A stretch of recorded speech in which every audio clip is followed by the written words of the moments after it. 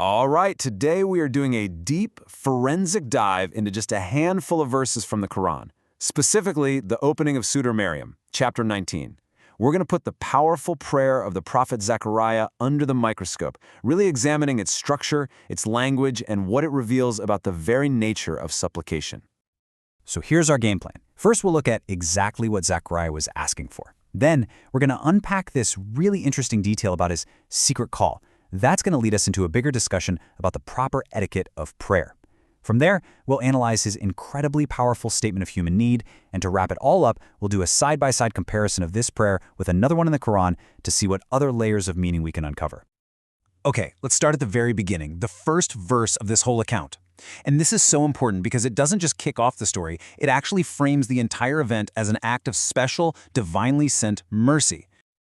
So, this is the text we're going to be deconstructing. I know, it looks like a lot, but trust me, every single word here is just packed with layers of meaning. Our job is to carefully peel back those layers using insights from classical scholarship to really get to the heart of this prayer. Now, right away, notice something fascinating about how this is structured. Where does the story even begin? It doesn't start with Zakariya or his prayer or his actions. No, it starts with the outcome's divine source, the mercy of your Lord. That is such a critical detail. It tells us from the get-go that God's mercy is the primary mover, the thing that enables this whole incredible exchange to even happen. And here's where the analysis gets even more precise. The commentators point out that the mercy being talked about here isn't, the general mercy that keeps the sun rising and the universe running.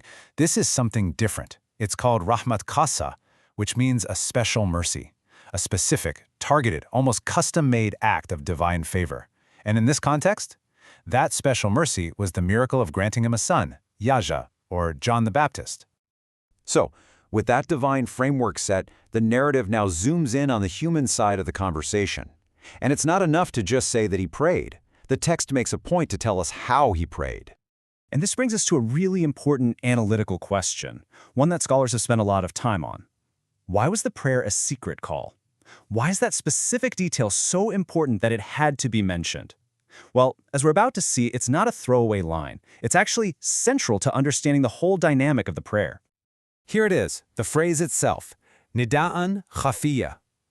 Commentaries highlight this specific phrase as the key that unlocks the prophet's deep internal state at this exact moment.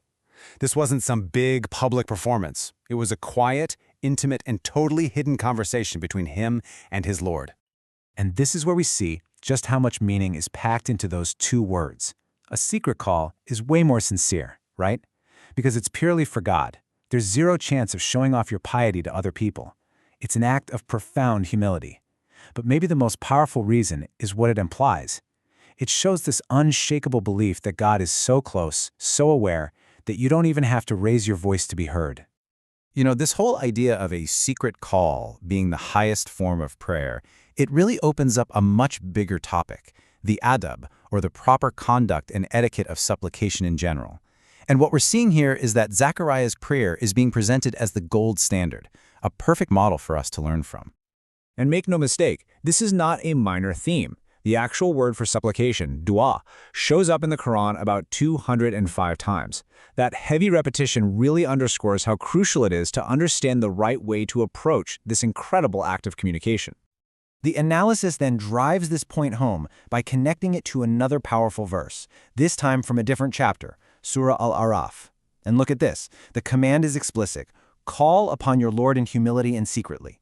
This shows that Zakariya's behavior wasn't just his personal style. He was actually embodying a direct divine instruction. All right, now we get to the next part of the prayer's architecture.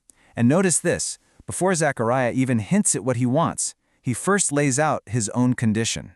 He doesn't lead with his request. He leads with his complete and total vulnerability.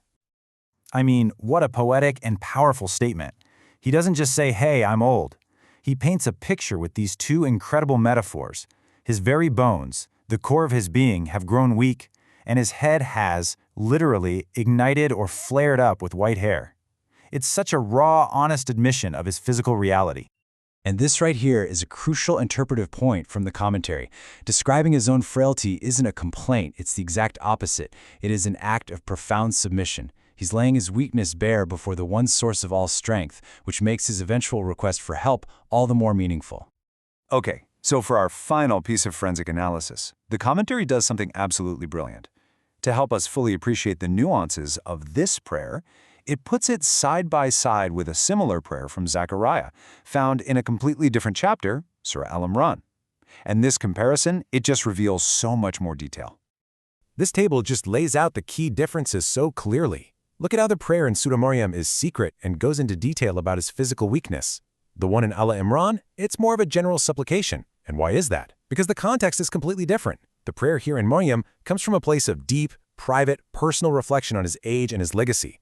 The other one is sparked suddenly, right after he sees a miracle God gave to Mary, which prompts a more immediate, spontaneous request.